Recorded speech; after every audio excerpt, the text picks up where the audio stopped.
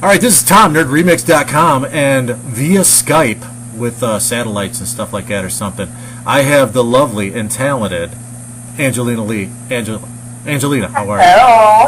Hello. Star of Blood of Oma, the Great American Serial Killer. I think that's the only two things I've reviewed you in, but you have what coming out? Disgruntled Employee with Bills Above and Dangerous People, I think you're in, right? I can't hear you. Oh, I'm sorry. Can you hear me now? Yeah. Okay. You're in Disgruntled Employee, which is coming out. Yep. It is out. And Dangerous People. Yes, that's coming out. That is, I just wrapped up filming that this past spring, and that is going to be a seriously excellent film. That's going to be excellent quality. It's going to be excellent story, everything. I'm so excited about that. And you also have a pretty major magazine appearance that just happened too, right? I did. I just got a 10-page layout and the centerfold in Hustler. So, November 2012, I'm in their taboo issue. So I am their centerfold for November. I'm very happy. Very cool. That's not my budget. I'll have to have somebody send me a PDF of it. Anyway, I got some questions for you. So anyway, would you characterize yourself as an actress, model, or a model actress? I would say it's hard because I definitely film a lot more than most actresses do. I've noticed I am always busy with filming, but I've modeled longer. So,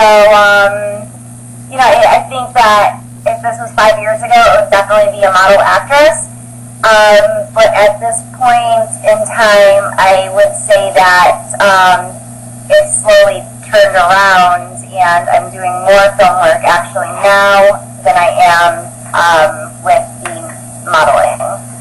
And I think that's kind of a justification as to what I said when I saw you in American Serial Killer, and I reviewed that, The Great American Serial Killer. I was like, here's a girl, you look at her, first of all, knockout gorgeous, but you also have acting talent, which is kind of rare, well, not really rare, but you know what I mean. You're somebody that doesn't have to take their top off to get their point across, is what I'm saying. You have acting talent, so. Right. I think that,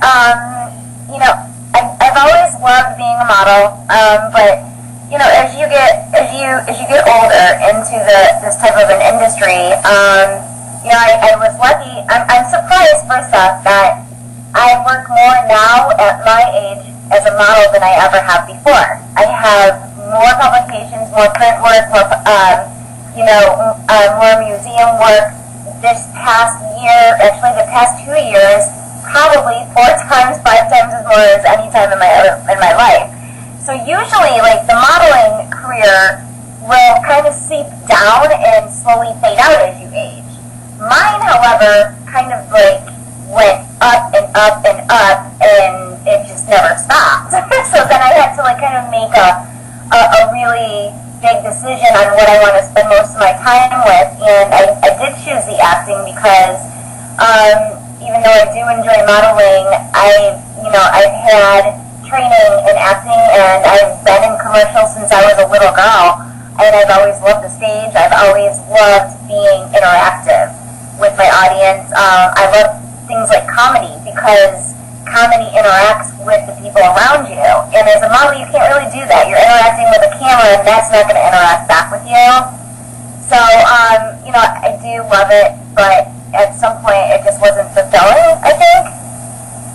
Well, I've seen recent pictures of you, and you're definitely, if you're aging, which I can't see, you're definitely getting better with age. But that being said, I mean, as far as film, I think if you really want to make your mark, film would be the way to go, because in 15, 20 years, who's going to take a magazine off their shelf and say, hey, remember Angelina Leigh? But who's going to, take this movie off their shelf and say, remember how cool this movie is? Let's watch it again. You know what I mean? Right.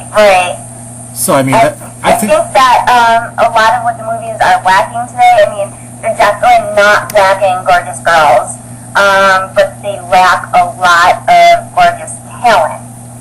And, you know, I'm actually producing my first movie and directing my first movie. And when I was casting for this, I almost made a very conscientious choice to find girls that I could close my eyes to and love their talents and then open it and see what they look like. So it's, you know, I think that it's hard too if you are attractive and you have talent, because a lot of people will say, well, she's just a dumb, you know, pretty girl that's showing her boobs in movies. So I no longer will take parts if I don't find any type of depth in them. I'm not going to just walk around on your set and get filmed for a scene jumping up and down with my boobs. It's not going to happen. You know, it was fun to do that in the beginning when you're just getting onto the stage and you are kind of getting used to film work and how it progresses and how it works, and, you know, and you're just doing it for kicks. But the more I go along with it and the more in depth I get, and the more I actually enjoy doing it and enjoy becoming my characters, I definitely don't choose to take those roles anymore, you know? Well, I think what kind of gives you an edge over women like that, and, you know, not that a woman with boobs jumping up and down is a bad thing necessarily, but never. I think that kind of what sets you apart is, you know, you were a horror hottie of the month, so we've interacted a little bit on that, and then, you know, seeing what you write on social media and stuff like that, and chatting with you before we started recording this interview, is that, you know, you combine the beauty with the talent, and you have a head on your shoulders too. I mean, you're articulate, you're intelligent, obviously, and you know how to make the right choices, apparently, because you're making a living at it, right? Oh yes, definitely, and that's and you know, a lot of people that have been around the scene a lot longer than me still can't do that, and they still are kind of, you know, when I speak with some of the girls out there that have done this way longer and haven't been quite as progressive as fast as I have with it, it seems almost like they're like seeking for some kind of answers from me. They're kind of like, so how do you go about doing this? And how do you do this? And, you know, it's difficult because I can say a lot of it in the industry is luck. A lot of it is who you know. It's not who you blow, because I don't do that. Unless it was Johnny Depp. Then it would definitely be who you blow. But it is, a lot of it is luck, but a lot of it is working your ass off to get your stuff in front of who you want to see it. And a lot of people don't really realize, you know, they're on Facebook all day, they're on MySpace all day, or whatever it was back then, and they're waiting for people to approach them and say, hey, I think you might be talented in this role. I'm going to hire you for the lead. I'm going to pay for all of your stuff. I'm going to pay you a good daily rate while we're there. I'm going to make sure all your accommodations are fulfilled, and you get a piece of the percentage of the movie. And then the girl goes, oh, wow, okay, and then it just keeps happening. And I think these girls really truly believe that that's what's going on, and that's not. You know, when I was younger, I left the East Coast and went to a completely opposite side of the country all on my own, and I slept on, you know, furniture that was disgusting on top of porches for a year. You know, so it's everybody's got to put in their own, and I think that in my experience, you know, I also left.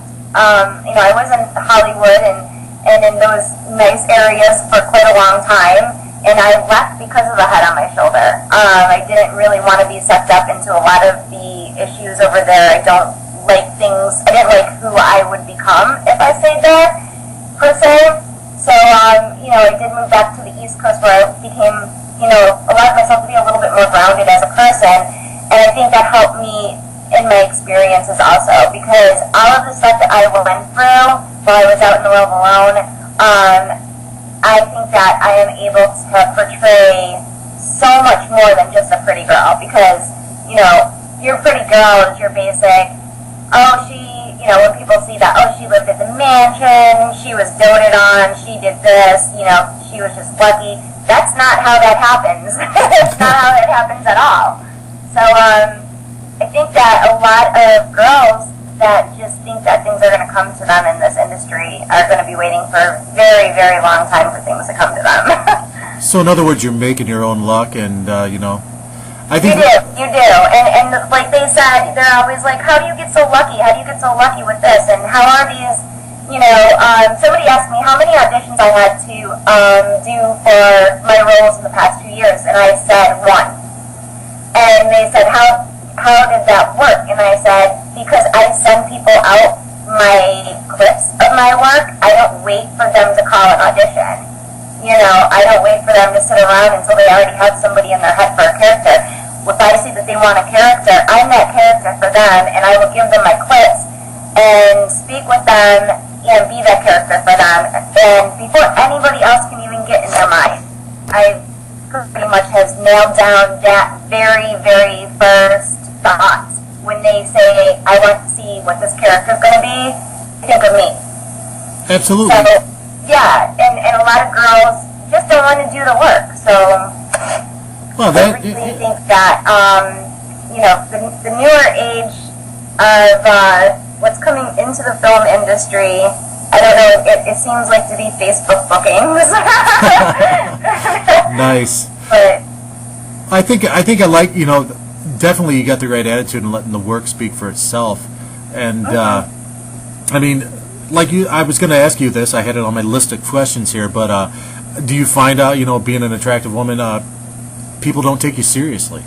oh my God, I don't know if you just saw what went down on my Facebook page the past week. Oh no, I didn't. Yeah. I basically had one guy who, I don't know, he considered himself a producer of some sorts. But this man was on my page, I don't know how long. I had a problem with him, I don't know, a while ago. I remember his name popping up and having an issue with the way he was talking to me. But it was, you know, this is a 24-year-old kid who walks down the streets with his pants down his ass, as seen on his videos of his movie films or whatever you want to call them. And his crew basically looks like a rap gang. That's kind of where it goes to. There's like every single one of them have their pants down their ankle, and that's their way of actually wearing them. And they don't seem to be able to deal with a smart, attractive female. And I had said something about politics, because I'm very, very, very well schooled in politics. I have 2 bachelor's degrees and a half of a master's degree. I'm actually almost complete in my master's degree. It's way over half. I have 1 semester left. And I'm not by any means, you know, what you would consider an undereducated female. And basically, I said something about something, and it was factual, and this guy just went off and said, why don't you stick to taking your clothes off and let us do the thinking? And it was funny how, you know, that pops up an awful lot. It does. And I kind of think that, you know, the roles in entertainment, no matter what an education level a woman has, they've always seemed they're always going to be sexed up because sex sells. It doesn't mean that the female playing this role is this, you know, really rejected female that can't, you know, add 2 + 2. It means that she's given these roles because that's the roles available to a female, to a pretty female. And I hear even, you know, a lot of people when you go on to like these new shows with detectives that are hot and female, they're like, oh, that's an impossibility. There would never be a beautiful woman in a detective outfit or a police outfit like that. I don't even understand why they gave her that part. It just ruins the whole movie. And it's very sexist, but it is what society has already given us. So it's like you got to work with it as an actress. And I I think that the drama that I am producing, which has absolutely nothing to do with horror or thriller or action or anything like that, it's definitely an artsy film. I think that's going to put a little bit of a different twist onto the hot girl actress reputation, being dumb or anything, because I do believe that with the brain work behind it, the talent that I'm using, it's going to definitely come out as, this girl's not just a stupid idiot bouncing around with her tits out. So, note to everybody listening to this, Angelina is not a bubblehead with daddy issues. She's somebody who's going to grab the industry by the throat and make it her bitch, right? I love that, too. It's like the first thing that somebody says, like, I felt, there was a racist statement posted online the other day, and I was really insulted by it. And I had said, I really feel insulted by that, and I'm going to be deleting you. But just so you know, it's a big insult to a certain race, and you really shouldn't be saying that. And the first thing they came back was, oh, well, just because you've got daddy issues because you're a stripper or a porn star and blah, blah, blah. What are you on your rag because you're so emotional now? I was just, laughing. I was just wow. Some people really have, no, I had actually a very great, wonderful, loving set of parents, and I grew up in a very wonderful, warm home. So, on the contrary. Yeah, some people just don't get it, I guess. I don't know. Yeah. So anyway, hey. Your best experience thus far in your film career? My best experience? That's hard. I think that there's a lot of ups and downs, but as far as my best experience, I think that every experience I take away from something different, and, I've had bad experiences, per se, but I can't really film it, okay, it has nothing to do with film. Actually, one of the producers that I worked with, the guy from, the producer from Dangerous People, was so cool as to, read, into what I am like as a person before he casted me for the lead role, for the movie. And it was so cool. He knew that I love cats, and he knows I love lions, and, I'm a huge feline person. And, he set aside a day before we started filming to get to know each other and the crew and everything, and took us to the Big Cat Sanctuary, which I hadn't been to, in Florida. That was really, really cool, because that just kind of showed that no matter how many scumbags are out there, and how many thoughts and how many asshole, egotistical filmmakers or writers or musicians, in the entertainment field are out there. There are some really, really good people out there, and I really thought that was neat. Okay, I'm going to wrap this up because, since it's the Halloween season, yeah. Do you have a Halloween costume? And if so, could you describe it to us? It's me. I scare the out of anybody. You better be kidding me. You see me when I'm pissed? Very cool. Anyway, thanks a lot for doing this. We appreciate it, and we're definitely going to be looking for you in Dangerous People. And everybody go out and buy Disgruntled Employee, because Angelina's in it, and she's awesome, and you'll love her. It's a fucking awesome movie. It's crazy. It's crazy as shit. It'll make you very uncomfortable. And I just heard some of the stories about Cinema Wasteland when it premiered before I started recording this, so you're definitely going to want to hear that from her sometime, too. So. Okay. Anyway, thanks, Angelina. Have a wonderful, wonderful Halloween, and happy holidays. I'm sure we'll try to talk to you before then. So. You rock. All right. Thanks a lot. Huge cloud of shit. Wow. God, I think I smell it. Come on, let's go.